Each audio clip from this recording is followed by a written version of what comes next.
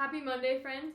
I'm so excited to share this interview with you. It is with Elenoa McCabe. You'll hear all about her. She took a chance on sitting down with me and having a conversation. I'm not a big podcaster. She is a big podcaster that I found and I reached out to her and she was willing to have a conversation with me. So I'm so excited to give you an insight into her unsatisfied pursuit of bodybuilding and coaching. Bodybuilding is something that when I was first out of high school, I really wanted to go into. Very quickly, my health did not allow that, which is okay. I found another avenue to passionately pursue fitness and nutrition, but I've always been obsessed with the bodybuilding, the process, and the strategy behind it. And so I was amazed by everything I learned in this interview, and I hope that you will be too. She is a beautiful person inside and out, and you will see that she and I connected on the same unsatisfied wavelength that few people have been able to understand in me, and I'm so grateful for that. So without further ado, this is my interview with Elenoa. So it's nice to meet you. I have listened to your podcast I found it probably about 6 months ago, and I went back and kind of rewatched episodes just to get into it. And then I started my podcast in November, inspired by people like you and other people. I'm such a podcast like junkie. I absorb so many of them.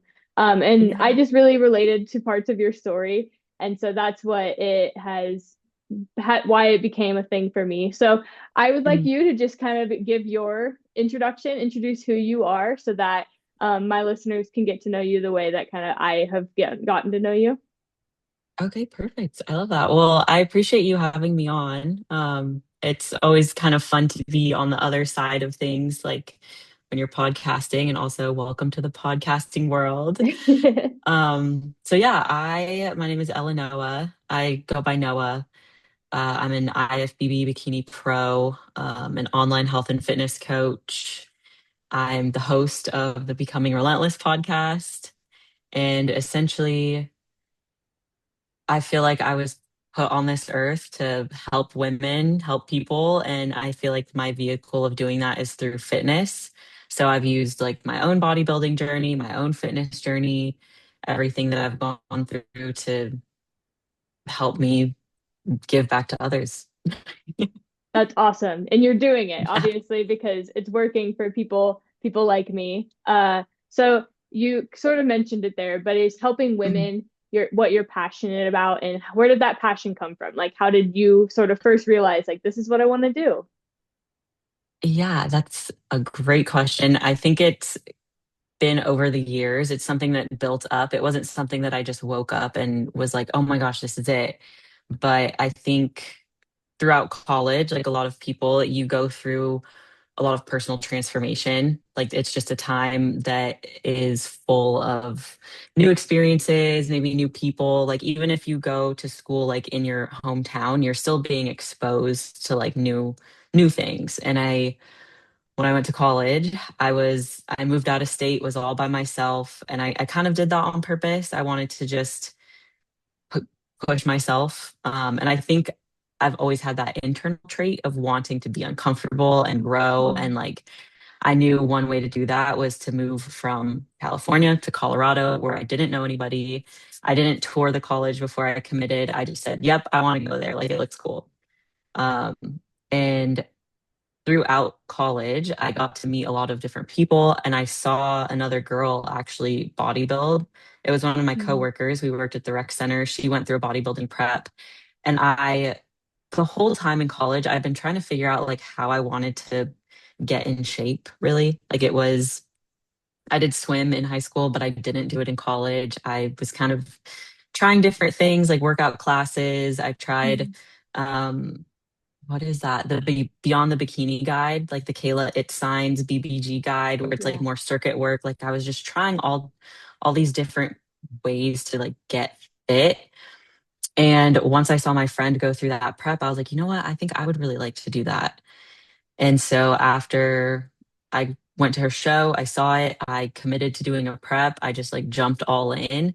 And when I stepped on stage the first time, it literally felt like I was going home. Like it just felt so Mm. comfortable. And I've always been a little bit more introverted. Like up until that point in my life, I would describe myself as like shy, introverted, quiet. But when I was on stage, it brought out another side of me. And then from there, I started getting really, really interested in, okay, well, if I'm going to commit to doing this bodybuilding thing, like how can I do it the best? Like, and at that time, I was still very new, so I didn't know what I didn't know. Like you kind of go in and you're like, okay, cool, I want to do this thing, and you learn as you go through the experiences. So I think that was the biggest turning point for me. And then I went through a couple of different like experiences with coaches. I Mhm. started to learn what I didn't like. I started to learn a little bit more about the sport and the industry. And I realized, okay, I don't like that experience, or I don't like what happened there. And how can I make sure that new athletes coming into the sport, like especially women, don't go through what I went through?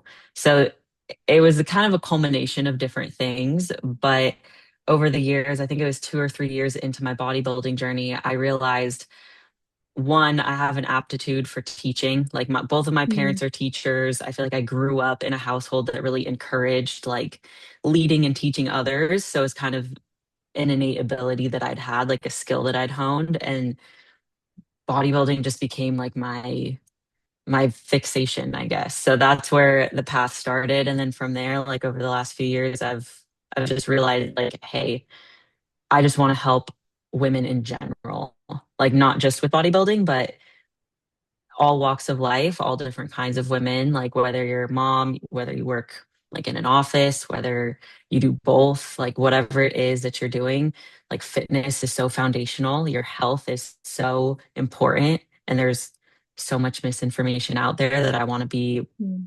like a force for good. I want to be somebody who helps.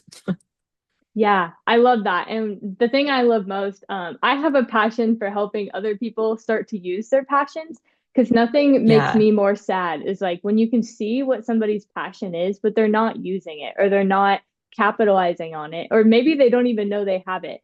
And like you're saying, Yeah. like you grew up with teachers and that sort of like was an undertone of your passion. And then it was able to kind of like expand, enhance your passion and grow it into what it is today. And whether it be in like bodybuilding or the coaching, there's the same sort of heart behind both of those.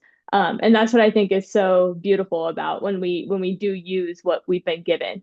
And then so did the becoming relentless, did that come out of Mhm. the bodybuilding or did you have that prior to it?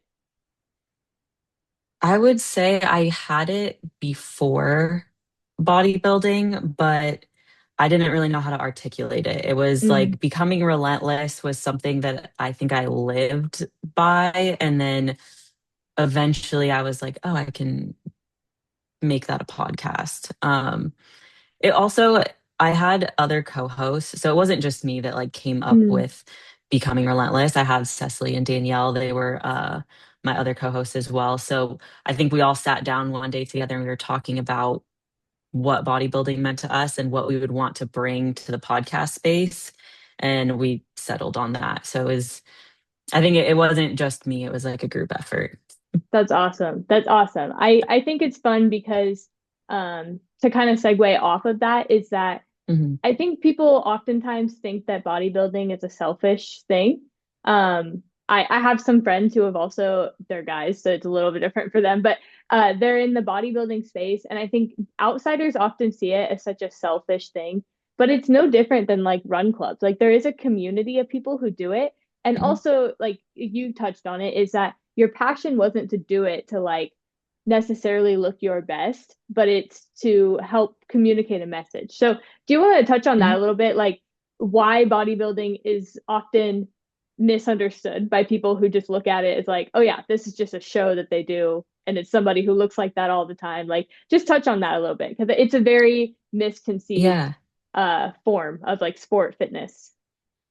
Yeah, I appreciate you bringing that up because I agree. I think there's a little bit of misconception there, and I'm sure that it varies from person to person, like the motivation behind starting it. But almost everybody who's done a contest prep and stepped on stage, you come to understand through the process that it isn't about stepping on stage and like having this crazy looking body. Like it's not it's not about that. It's more about like the growth that you experience through the process itself, like the dedication, the discipline, the sacrifice, and ultimately like the confidence that you get through bodybuilding. I think that's what a lot of people fall in love with.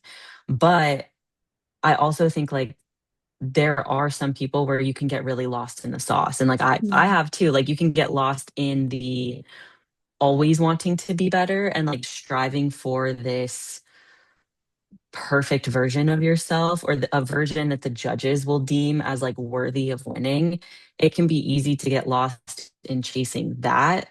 Mm. But I think as you mature as an athlete, or if you have a really good support system around you, or if you're like open to feedback, you can almost catch that before it becomes a problem. But I can definitely, like, I can understand people's perception from the outside looking at the sport. It is an aesthetics based sport. Like there is a very surface level aspect to it. Like you are putting your body in front of judges and getting ranked.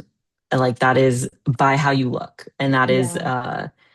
I mean that can be very surface level, but I do think like the extreme that bodybuilding takes fitness to, like it's not a healthy endeavor either. So I Mhm. just to be like clear, like if you're pursuing health, like bodybuilding is not a healthy sport. It can be like it can teach you the habits, but prep itself, like getting on stage, that it's an extreme. And so if you're only doing it for like the external validation or the body that you think is going to bring you whatever result you're looking for, like it's not going to serve you very well. Like uh you won't get what you could from the experience, I think. Yeah, and I love that you say that because that is a very real comment to make for most people is that the ones that you're scrolling through on social media, they understand that they're going to the extreme and that they're not necessarily encouraging other people to go that far, but it's kind of like, I mean, it's Mhm. your craft, it's your passion. I'm a runner, and so I go to the extreme on the running side, but Yes. I it's sort of like those of us who truly are doing it from the right light, we're always going to kind of become a coach in a way of like saying, but don't do what I'm gonna do. But maybe you, like, for me, it's always like maybe you just go run a mile or you do a walk jog. I'm not telling you to go run a Yes. marathon because I know that at a point I'm pursuing that almost and getting lost in the sauce, like you're saying. But I think that's how you can kind of nitpick which people are doing it from the right motivation, is that they're often going to Mhm. communicate with a little bit more caution than they actually coach themselves, which sounds sort of bad when you say it out loud, but it's true. I mean, when you're Yeah. really passionate about something, it's okay to be a little obsessive over it. I do think that. Oh yeah. Yeah. Uh, yeah. Okay, so like you said athlete, which I love because again, I think people look at these shows, these bodybuilding shows, and they sort of just see the end picture. But Mhm. I have done so much research and I love watching kind of prep builds and stuff. So talk a little bit about like Yeah. what are some of the hardest parts of a prep for you? What are some of your favorite parts? It's a long process and there's an in season and an off season. I think people don't look at Mhm. bodybuilding the same way they look at other sports. Yeah. I think it's that's a really good point. So I think when you're a bodybuilder, you almost have to approach it like you're a professional athlete, but you take it to like the nth degree. So if we're thinking about like basketball, because I know the NBA finals just finished, like those athletes, they have their in season, and when they're in season and they're playing these back to back to back games, they're on top of their nutrition, they're on top of their recovery, like they're making sure that they're keeping their mindset focused and right. But they have this like long stretch season, all these basketball games. For bodybuilders, it's more like you have this one show date, maybe two or three, maybe, but most preps are like, okay, you're on a strict diet, you're training, you're doing cardio, you're tracking everything that you do for 6 months for this one day. Mm. And I think that like mentally it requires having an athlete like mindset. Like you can't clock in and clock out of bodybuilding. Um, and I think sometimes the way that social media portrays it, it's like a little bit more glamorized because at its core, like bodybuilding's very boring. If I have to be like very, very honest, it is like day in and day out. You know what you're going to be doing from day to day. You know that you're going to do your cardio, you're going to get your steps, you're going to eat the same meals. You Mm. might have variation in the food sources, but like you're eating the same things. It makes it easier. Um, and I don't really know a lot of other sports that are like that, except for maybe wrestling, where they have to cut weight. So maybe they focus on the diet. But I think with bodybuilding, if you want to be at the professional level, like depending where you're at in bodybuilding, there is a level of like meticulousness just through your entire season, really. And I tell my athletes a lot, like, yes, off season, technically you're off and there's more flexibility, but there is still a degree of sticking to the plan. Like you still are trying to get that 1% better because the more that you can stick to the plan in the off season, the better results you're going to have in the prep. And like muscle building is the main focus of bodybuilding, really. Like bodybuilding is a sport of putting on muscle in a way that's going to fit the division criteria, where the judges are going to think that you look the best.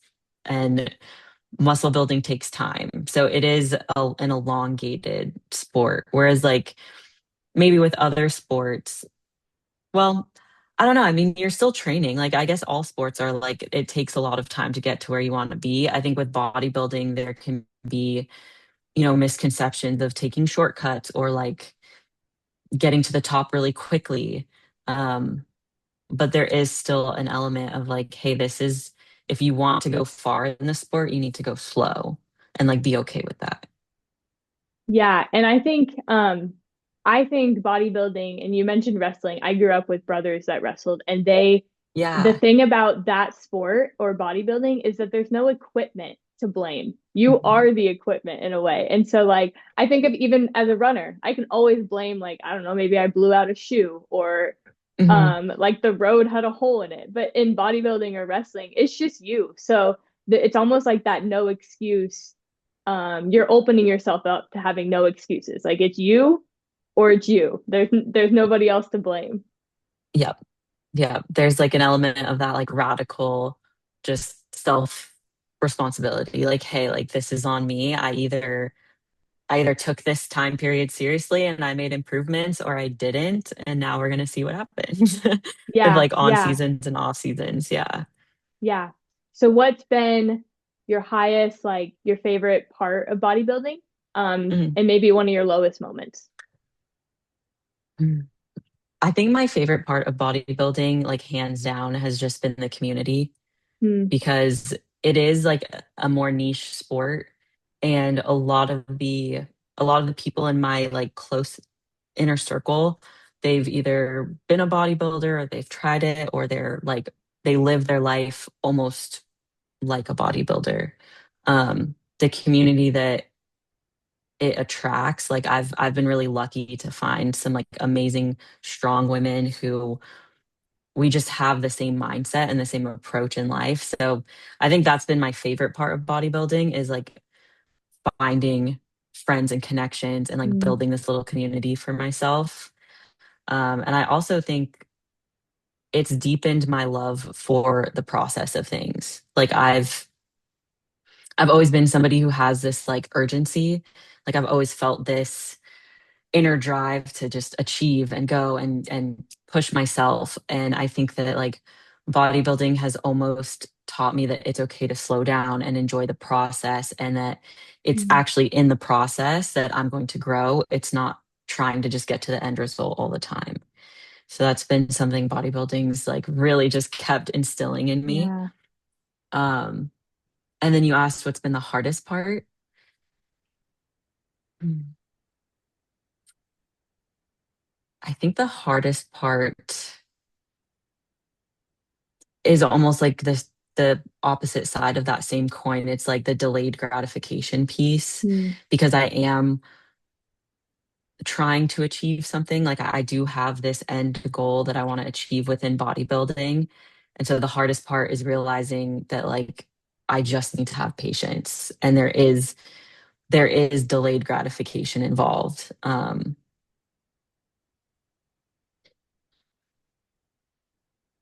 I mean, I think the diet part is really hard too. I know I'm not really supposed to like say that as a coach or an athlete, like a professional athlete, but I'll say like my struggle is usually the diet portion, because when you get like down to the last few months of prep and your food is really, really low, I just don't like feeling the mental fatigue and like the brain fog and not feeling like I'm sharp anymore. Like I just things are way slowed down. Like my brain is slow, my body's slow. I don't want to move. So it's kind of like that.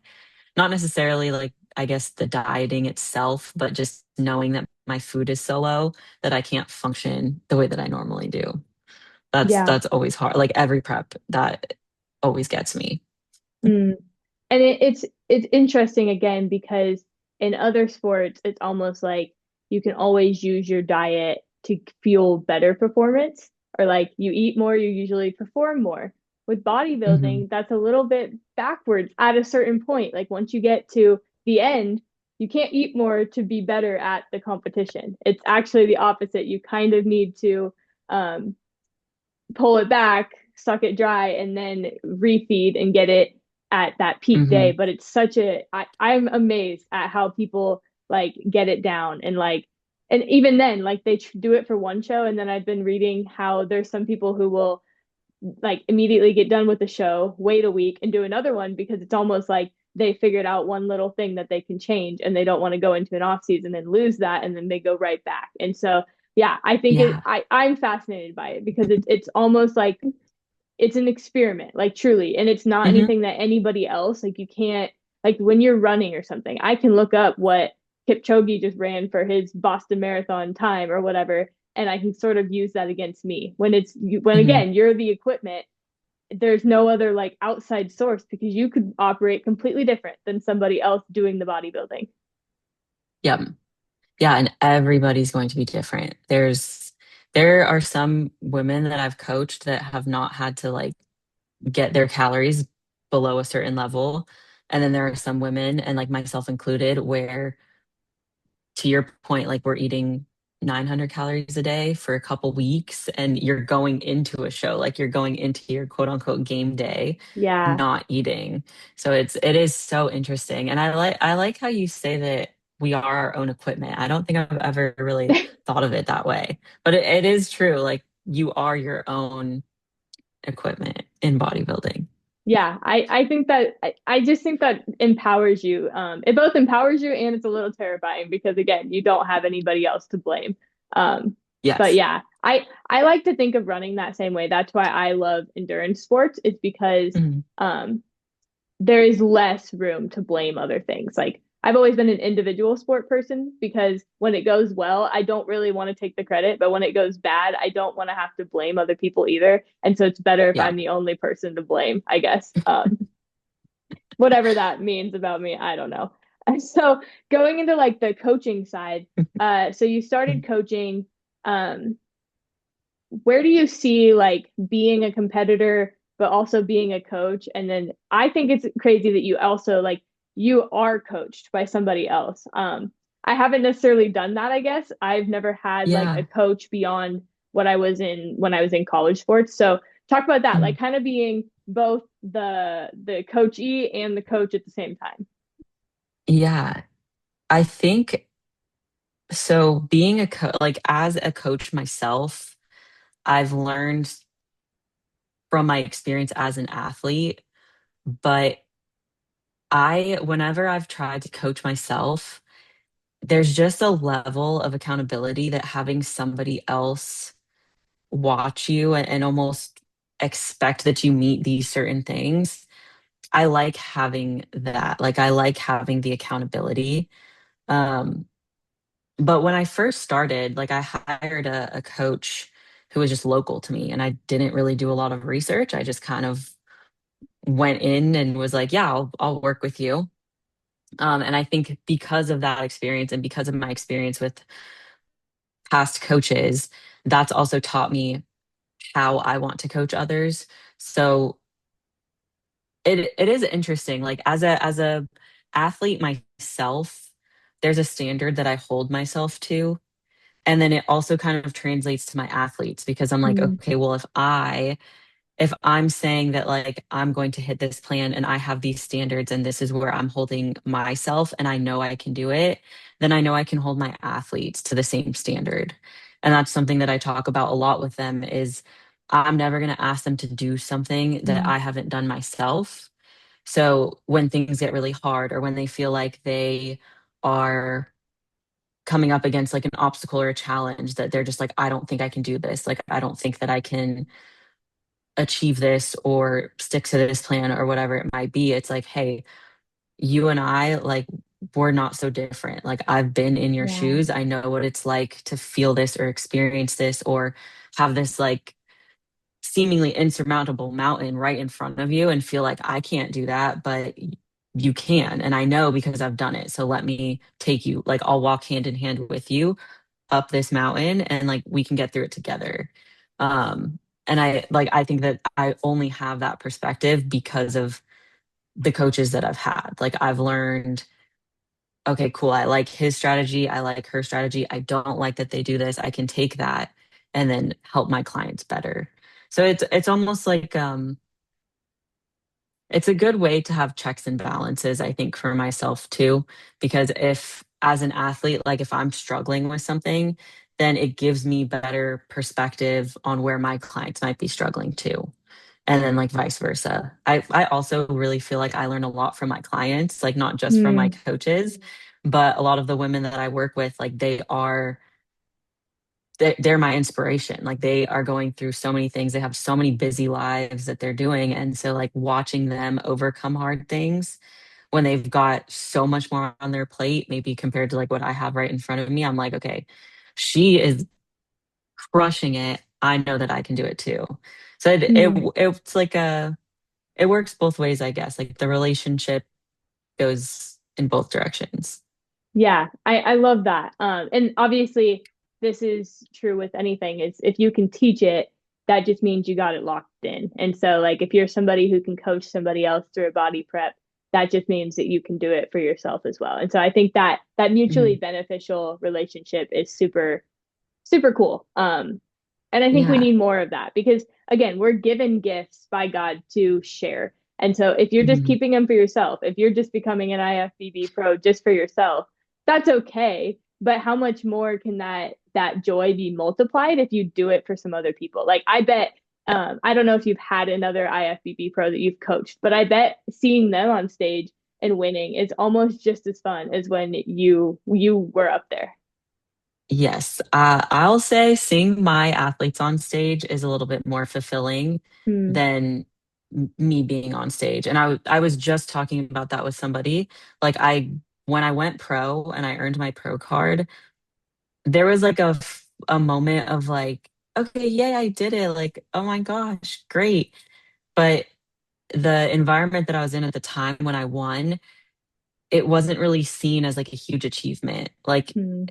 it was almost like a box to check. And looking back, reflecting on that, I realized, okay, I don't ever want any of my athletes to feel the way that I did, where it's just like a very temporary achievement. I want them to feel empowered and confident and celebrated and understand that it is a massive achievement to even step on stage. Like, doesn't matter if it's a local stage, like a regional stage or a national stage, like that is an achievement. Um, but yeah, it's a lot more fulfilling to see my women go up on stage and how much they just shine. Hmm. Like I almost feel sometimes when they're up there, I feel like a nervous parent watching their kid like perform. I Yeah. think I get more nervous than they do sometimes. Yeah, no, that makes sense. And I think that's such a healthy place to be because again, when you look at the fitness space, oftentimes, and I used to be one of these people where I was like we have Strava in the runner community and it's like Mhm, runner social media. And it's like you see somebody else's workout and you're like, I got to go match that. But then when you get to mhm. that point where I honestly think it's the ones who are closer to the top or even just like maybe they are a little bit above average and you can Mhm. look around and be like, it's not you win and I lose. We can all win. And it's even more fun if we all kind of Yeah. win together and then also just celebrate each other's wins. And so I think that's how you know that somebody, again, is doing it out of the right heart posture, because they're just as happy to see other people win, because they know that there's not like this limited quantity of wins that we all have to fight over. Like it's endless. Like you Yeah. can always find some way to win for yourself and then also for other people. And so I just love that, because Yeah. it's just a testament that you're doing it in the right way, I guess. And I like to see that, because I think especially now, like you sort of had this wave of like people getting into fitness and following everybody. Hmm. And then there was kind of this wave of like looking down on all the people who are posting their fitness content, which there are some people who are doing it arrogantly. But I think that there is so much more good in it than there is bad. And so Hmm. I kind of like to argue the for it more than the against it, I guess. But yeah, okay. So a little bit just into like your daily habits. What are some of your nutrition habits, some of your just daily routine things that you do to be quote unquote healthy, whatever that means to you? Yeah, just some of the daily things that you think are maybe not directly related to bodybuilding, but still help Hmm. make Elenoa like function in a day. Yeah. Love that question. So I think that there's a foundational aspect to like nutrition, training, like my daily habits. Yes, they've been influenced by bodybuilding, but I've continued to carry them forward even when I'm not like actively pursuing bodybuilding. So those things are daily steps. Like I'm a huge advocate for getting at least 8,000 steps a day. And I totally realize like some people do genuinely like they have limitations in Mm, getting up to 8,000, but like if you can get 8,000 steps a day, you are so just well on your way to having longevity and health, like mentally, physically, emotionally, spiritually. I think getting outside, walking, best medicine. So huge, like I wake up and I go outside and I get steps. yeah. Like that is my number one. Um, and then I think nutrition wise, so I have been working with a coach for the last 6 months. So he has me like on a meal plan and I just follow the meal plan. I don't like to overthink or overcomplicate my nutrition. But last year, 2025, I didn't have a coach. It's kind of just doing my own thing. And biggest thing there was just protein because it's so Mm, easy to undereat your protein. It's not that fun to eat protein. It it's not as fun as carbs or fats. Like yeah. so making sure that I build my meals just with that intention, like all last year, what I tried to do was like, okay, at least have a protein source with each meal, be cognizant about it. And that's what I tell my athletes to do too. It's like, hey, if you're going on vacation and you don't want to track, totally cool. Just get some protein in throughout your day. Like it doesn't have to be anything crazy. You don't have to measure it, but just be intentional about it. So like steps, protein, water, like water, if you're dehydrated, and you don't realize it and you take that sip of water, you can literally feel like to me, I'll take a sip of water if I'm dehydrated and I instantly will feel like my mood boosts, my brain starts Yeah. working again. If I was like stressed about something, it feels less urgent. So water is huge. Like I drink at least a gallon a day. That just might be a habit that I've built over time, but water is one of those things. Like if you want good health, water. And then more recently, like I've been a little bit more of a stickler about like supplements. I Mm, used to not be. I think that you can get a lot of your nutrition needs through your food, like whole foods, but things like creatine, uh, a good quality omega-3, vitamin D, like those are all things that I think for me and like everybody else, so important. Like it will make a big difference. And I know that not everybody I feel like the supplements are like that nice to have. But if you're looking, like if you're like, what supplements should I spend my time, energy, money on?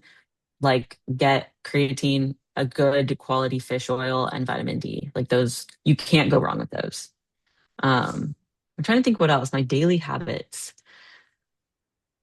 Mm,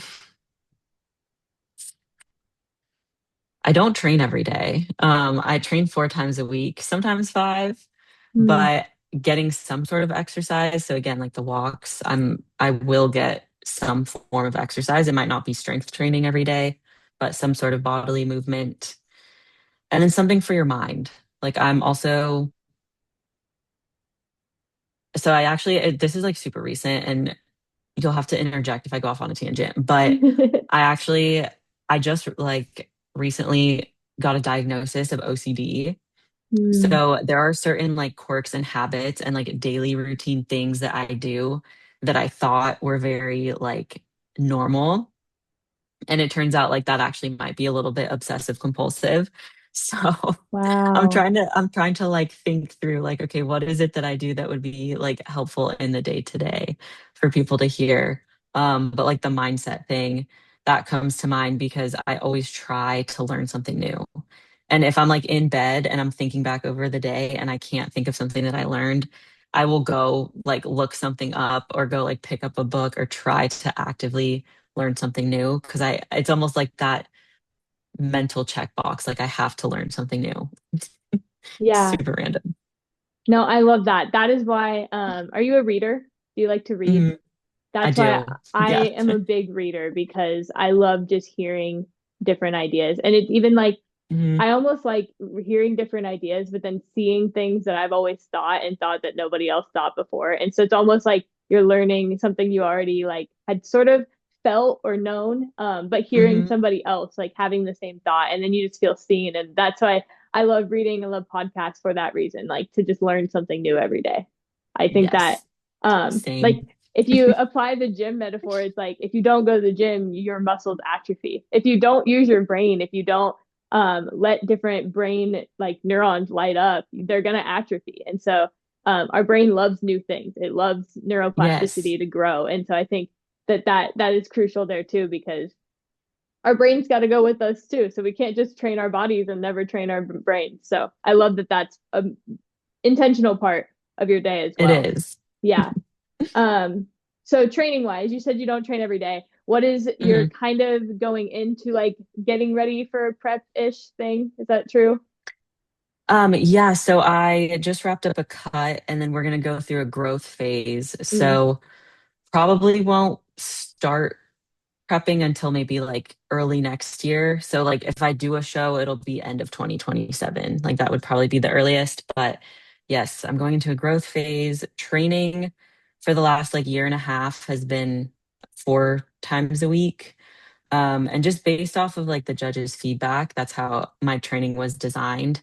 So I have 2 upper body days, 2 lower body days. But as I've gotten more advanced, like as an athlete, I feel like my training has become a little bit more um not it my the training that I currently do, I wouldn't program like for my athletes, I guess if mm, that makes sense. Like I feel like I'm very specific with my training because of the goals that I have in front of me. Whereas like if you're a little bit newer, your split will probably be a little bit more different. yeah. What's your favorite lift or like favorite body day? Like what's your favorite thing? Shoulders. Shoulders. Shoulders. Okay. Yeah. Yeah. That's Yep. interesting. I also love shoulders, but I would say specifically like my favorite lift would be like incline press because I feel like you get a little bit of shoulders, and I've just always been strong through my chest too. So that's it's biased Yeah. because I can look strong, I guess, but yeah. So I love that. What about, so you mentioned that you're sort of more specialized at this point. Mhm. You coach both bodybuilders, and then you're kind of trying to coach just regular people too, which I think is great. So talk a little bit about that, like kind of expanding your network to reach more people. Yeah, I love bodybuilding and I always will. Like just straight up, I love it. The sport has given me so much and so I don't think I'll ever step away from it. But I kind of like what I said in the beginning, like I've come to realize there are a lot of different ways to achieve fitness and bodybuilding isn't the most like healthy endeavor. And I found like through working with athletes, putting them on stage and then like the after stage process, I kind of found that I actually really enjoy seeing how fulfilling it is for them, like post show, getting back to normal life. Mm, Because they've taken the lessons that they've learned from bodybuilding and like applied it. And I mean, normally they've completely shifted, like their mindset and their identity has shifted alongside, and they've grown into somebody else from like start to finish. And I find a lot of fulfillment in seeing that transition, seeing somebody really become more in tune with themselves and go through that growth. And I realized like I think I can help people do that, not just in a bodybuilding lens, like not just from a bodybuilding perspective, but like any woman who feels like, okay, I know I need to get in shape, or I know I want to be healthier, or I mean, they might even just say like, I want to change my body. I want something like whatever it sparks the change. Like I love to see how they grow through that. Hmm. And so, yeah, I am really trying to just reach more and more women. I do like I work with men sometimes, but Mm. I think I prefer working with women just because it's like I am a woman myself. And so there's a Yeah. lot more to relate and like experience with them. Um, but yeah, I've found that there's a lot of misconceptions out there. There's like a lot of overwhelm, decision fatigue, like misinformation on the internet everywhere. And I think that's like the important part of having a coach, or like being a coach, is being able to give somebody a guide and just say like, hey, you don't have to overthink this. Like if we follow this plan, not only can I help you achieve your goal like physically, but you're going to become a whole new person like through the process. And I find a lot of fulfillment in seeing that kind of growth. Yeah, I love that. So this is a fun question I always like to ask people, but it's like if you Yeah. had to start over or like pick a new avenue to use the same, because again, at the heart Mhm. is the becoming relentless. And so I believe like you could become relentless at anything. So if you got to pick something else beyond bodybuilding, it could still be athletic, but what would be like Mhm. the other thing that you would love to just like go full in on? This is, I think this is going to sound like, actually, I won't preface it. No, if I had to go back and like do something, like start again, or build again, I would want to go become a chiropractor. Oh, Uh, interesting. And then I would open up my own practice as a chiropractor and then expand as a functional specialist, like functional health specialist. Mm, So still in the same vein of like health and fitness, but with being a chiropractor, the schooling is not as long as like going to like full on medical school, but you hmm. still get a doctorate. And then you can open your own practice and you can start branching into like other modes of essentially helping people. So you can become a functional health specialist, like you can have your chiropractic practice, but you can start helping with GI issues, hormone issues. Yeah. You can do specialized testing. You can get into recovery. So I think, yeah, that's probably the route that I would go. Yeah. No, that's awesome. And again, I love how helping people is at the heart of it. It's just good when that is sort of the common thread throughout everything you do. Um, Yeah. Wow. That was not what I was expecting. So I love that. And there's still time. Yeah. Like if you want to go become a chiropractor, I would tell you you can literally still become a chiropractor. But I love that question because it makes Yeah. people when you ask those questions, you can really see what that common thread is because there's going to be a Mhm. common narrative throughout whatever they choose. They're not going to choose something that is against what's really at the heart of what they're doing currently. So I love that. Um Yeah, I love that question too. That's a great question. what would be your bottleneck, like your limiter, like the one thing, like the health habit that maybe you're the worst Hmm. at? Like for me, it's sleep. I suck at sleeping, and I know if I sleep better, I would be better, but I just don't. And so, what would be that one thing that would kind of make people go, "Huh, I would think she'd be good at that." Mm. I think up until very recently, it's been like learning when to rest, like not Mm, necessarily sleep. So I'm pretty good about getting like 7 to 8 hours of sleep, but knowing when to stop and like actually rest. Like I'll go, go, go, go, go until not only am I like mentally burned out, but then also physically. Like I'll get sick. And I mm, did that a lot like 2 years ago. And finally I was like, okay, it's time to stop with that. Like there's time, you can slow down, you can rest, and like not everything's just gonna collapse under you if you take a moment. So I think that's been probably my biggest bottleneck, is like learning how to slow down and just rest. Yeah. No, that's good. I that's probably why I don't sleep is because I also don't like to sit still. So that would be a start Yeah. for me probably. But uh what is like are you like a morning workout or an evening workout person? Evening workout, evening Evening for workout? training. Yeah. If I could like pick my perfect time to work out though, it would probably be like 11:30 a.m. Hmm. Yeah. to like 1:30 p.m. So right in the middle of the day. That it just I haven't been able to do that in years, but that is like my perfect workout time. Yeah, I used to do that in college too, and I was like, I Mhm. also enjoy like a midday lift, because I do like to just go and not go crazy. That's not the right word, but like when I'm in the gym, like it is like my time. And sometimes if I do that, I Yes. might like when I get off work, I am like too amped up afterwards, and then I don't sleep well, and then it just cascades into more things. And so Hmm. I can relate to that. So on Are your are rest you a day. morning workout person then? So I run in the mornings. Okay. I love the darkness. And so I love running in the morning Hmm. because it's and just getting that done before work, it makes me so much more productive for the rest of the day.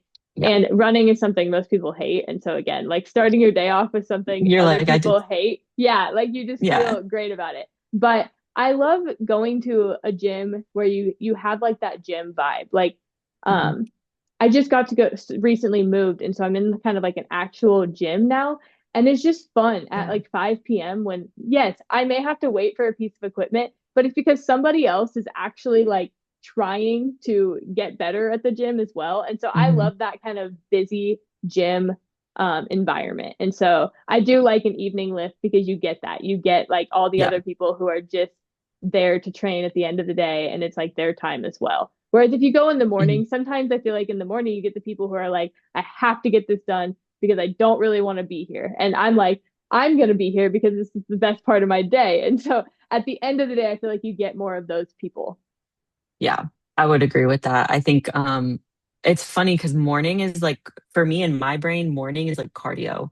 Like I'll get up Yeah. and go for a walk, or if I'm like in prep and I have to do cardio, it's in the morning. Like because it is like get up and get it done. Yeah. Whereas like the evening, because that's when I go now after work, I have the exact same mindset. I'm like, everyone here just worked all day and then came to the gym. Like we all want to be here to better ourselves, to have time to ourselves, to Hmm. like exercise for ourselves. So it is a different kind of vibe. Yeah. Yeah. That is, I love it. I truly do. Like I sometimes there's where like I get annoyed, like the hip thrust machine can't ever get on that Hmm. thing. And I'm like annoyed by it. But then I'm also like, I also really love the fact that that's the machine that everybody's deciding is worth the time in their workout because it's a good machine. And Yeah. so I love seeing that kind of same growth minded pursuit in everybody around me because it just makes it better. Even if you're not having a conversation with them, like you just feel it in that gym vibe. So Yeah. I love an evening workout. Um, on your ideal rest day, what are you doing? Like what's your full recovery Oh, day? yeah. I love my full rest days. Usually it's Saturday. I wake up early, big morning person. So wake up, go for a walk, come back, get ready for the day, eat breakfast, like make meal one, Hmm. and then either like go outside and read or go like do an activity. Me and my boyfriend like to go. There's this park in Austin. It's called Zilker. Hmm. Massive park. We'll like go have a picnic, take a book, take a soccer ball. Like we'll go do an activity. So I'm not like rotting on the couch resting. I'll have Yeah, like yeah. active rest days, but we usually go do that in the morning before it gets too hot and then come home, like hang out with the dog, maybe read, maybe watch a movie and then just like relax. And he's really been the one that's showed me it's okay to Hmm. slow down and relax because before, same as you, like I couldn't even sit through a movie. Like I would have to get up and like go do things, wash dishes, like always going, and he's been a really big help in like, hey, we can just chill and it's okay. So ideal day, doing all that stuff in the morning, like having a little quiet calm morning, doing an activity, and then just relaxing the rest of the day. Yeah. I love that because that's exactly what it should be. A boyfriend, a husband, they should bring out the part of you that like you want, but you're not willing to do yourself, I guess. And just to make you feel comfortable in the places that were previously uncomfortable. Like that's perfect. Hmm. So that's fun, and I'm glad that you have somebody who can do that for you because it does help. And it only makes you so that when you get ready to not be resting and you're ready to go full on, it makes it so much easier to flip the switch and go back into that. Yes. Yes. You have like, you actually feel rested and refreshed. Yeah. Yeah, yeah. So I know that I'm trying to be cautious of your time. So we'll kind of start to wrap it up. What are some of Mhm. your goals? Like you're heading into a different season, maybe life, whatever. What are some of your biggest goals right now that you're excited to pursue? Yeah. So short term is really just continuing to grow my coaching business. So I actually work a full-time like sales job. So I'm in an office like 9 to 5 usually. I do get to work from home some days, so that's why I'm here. But the goal, like the biggest goal I'm working towards right now is by the end of the year, quit my office job and be full-time coaching again. Um, and that's really just what I've been focusing on career-wise. As far as like personal goals, I wanted to read 50 new books this year. Mm, I am a wee bit behind, but I think I can catch up with like all the summer travels, like reading on the plane. yeah, So I need to really hone in on getting in front of that because I don't want to spend December like trying to rush through all these for books. I sure. want to like Yeah. enjoy it. I'm trying to think what else. I mean, personally, like with my own bodybuilding journey, a really big goal of mine is to build my actual body back up. Like Mm, I lost a lot of muscle. There's been a lot of downtime, rest time. Like I had surgery, I was sick a lot. So I have some goals in terms of like hitting PRs in the gym and then like really rebuilding my body back up to how it used to be muscularly. Um, so I'm also kind of focusing on that. And then yeah, really just how can I like best serve my clients? Like I'm always trying to figure out how I can give them a better experience, like how I can be a better coach. So I think that is always like in at my forefront. Like a goal is like, okay, well, how can I not only do I want to grow the business, but like I want to grow it intentionally so that things don't mm, slip through the cracks. Like I'm not looking for like overnight success and like I guess like some sort of like monetary success. Like I'm looking for like how can I make the most positive impact, like change the most people's lives and like help the most. So like I usually reverse engineer little goals within my business like that on providing like free resources, doing calls with my clients, doing like monthly meetups, things like that. I love that. Those are good goals. Yeah, I think it's fun to have goals like that and then be able to divvy them up into short-term steps and stuff.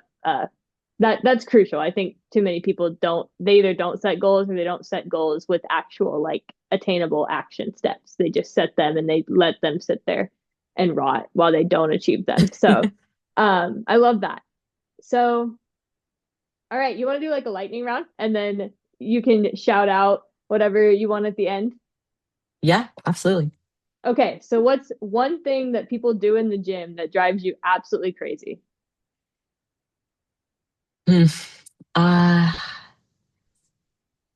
Sitting on their phones on a machine for too long. Like I totally get like changing the song or replying to a text or like sometimes I'm working at the gym, like I'll be like Yeah, replying to a client, but s- if you're just sitting on the machine scrolling for like 10 or more minutes, big pet peeve. yeah, no, I can relate to that. So what are you reading right now? I am reading The Will of the Many. Okay, It's a bigger book. It's very dense, but I'm about halfway through. that's awesome. I hadn't heard of that one, so I might have to check it out. What is your perfect meal? Like your ideal, like you get to choose. What are you eating? Steak, potatoes, and chocolate cake. Awesome. Are you somebody, do you like to cook? Are you like a foodie kind of? I wish I am not. My boyfriend is the cook. Like he Mm, makes the best dinners. I can do meal prep. yeah, That's yeah. like yeah. And that's all you need. It's all you need to do. So it Mhm. works. What do you think is the most overrated like fitness trend right now? Oh, right now, definitely the whole like cortisol buzzword trend where people are saying that they have high cortisol because their face is round. Like you can't diagnose cortisol levels without a blood test. Like you have to go get lab testing done. And so I just think that it's a buzzword and it's a little bit dangerous. Yeah, I remember you did an episode on that, and I love that Hmm too because sometimes people don't want to hear it, but it's true. What do you think is the most underrated like habit for health? Like this is what you would tell anybody to start with, like step one. Sleep, Yeah, that's a sleep. valid. Like it it is the most like it'll make the most difference. If you're looking, you don't know where to start, you have no idea, like you don't exercise, you don't eat well, like not like the biggest game changer for you would be sleep, like Yeah, good quality sleep. for sure.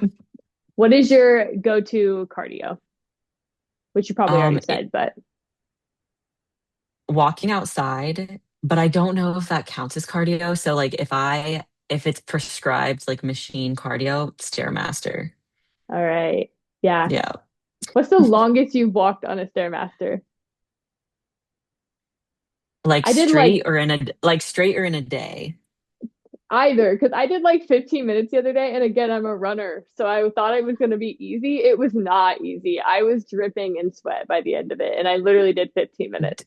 Yeah, it's tough. One prep, I had 2 hours a day of Stairmaster, so I would break it up. I do an hour in the morning and an hour at night. That's crazy. If anybody was doubting that you're committed, that just ripped them off because that's insane. Um, yeah. If there was an option, clean diet or perfect training, which do you think matters more?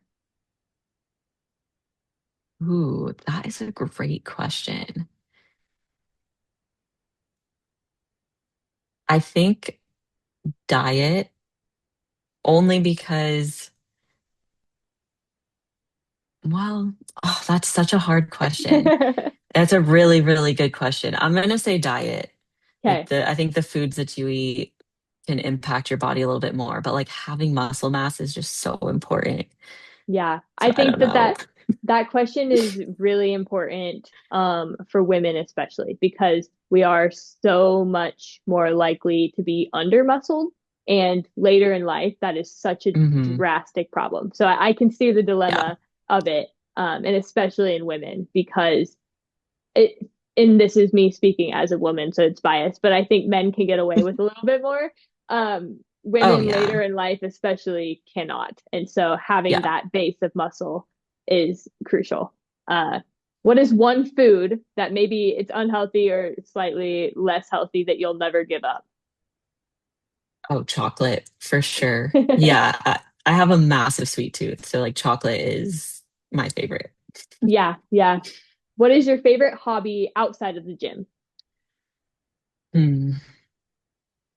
Probably reading. That's good. And like a close second would probably be podcasting. 'Cause I don't know about you, but I can just talk. Like just Yes. And like, I always tell people because I don't have a ton of listeners. Like, I really don't. And I hope one day it grows. But my favorite part about it is just how amped up I am after doing it. Because Mhm. it's like an easier form of journaling because I'm a person with so much living in my head that when I sit down to journal, my hand is going to be more exhausted and I'm not going to have gotten all the words out. And so Yeah, doing sort of an audio journal, it makes me feel so much lighter. Like I'm not carrying stuff around in my head all day. So yeah, I truly I consider it a same. hobby too. I feel so much Yeah. better after doing it. And if nobody listened, I keep doing this to myself. I'm like, even if it becomes nothing, I feel better doing it. And so I'm going to Mhm. keep doing it. I'm not making somebody sit and listen to me. So if they're choosing to, that's great. But otherwise, it's basically therapy for myself and it's free because anybody can do it. So That's exactly how I feel. Like it's the same for me. I leave and I feel energized and like it still is like I'll be honest, it's still very shocking to me that people choose to listen to the podcast. I'm like, oh, okay.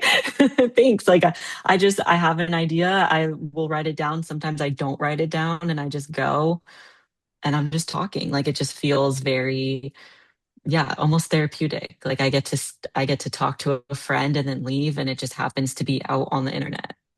Yeah, and I want to truly express like how grateful I am that you do choose to do that because there are so many times that I'll be listening to you like on a run or on a walk or even other creators as well. And I just feel like I'm like, "Oh my gosh, somebody gets it."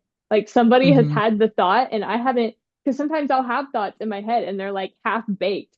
And then you'll say something and I'm like, "Oh my gosh, it's like she read my mind." And that's what I think is so powerful about podcasts and especially because Yeah, like you can read a book but those are just words on a page but when you hear somebody's voice saying it it's just there's something different about it. It's crazy. it is. Yeah, I completely agree. I feel the exact same way. Yeah, awesome. Okay, so last lightning Mhm. round question. What's like a book or a quote or a Bible verse, whatever, that you can kind of it's just it helps fuel you. Like it you go back to it daily or weekly, whatever it be. Hmm, that is a great question. I think as far as like a Bible verse goes, Romans 5:3, 4, like that's my go-to as of late, like especially I Yeah. think in the last 2 years. Um, and as far as like a quote, I really like that quote, and I'm probably gonna butcher it, but it's like the water doesn't get warmer the Mm, the more you wait to jump in. yeah.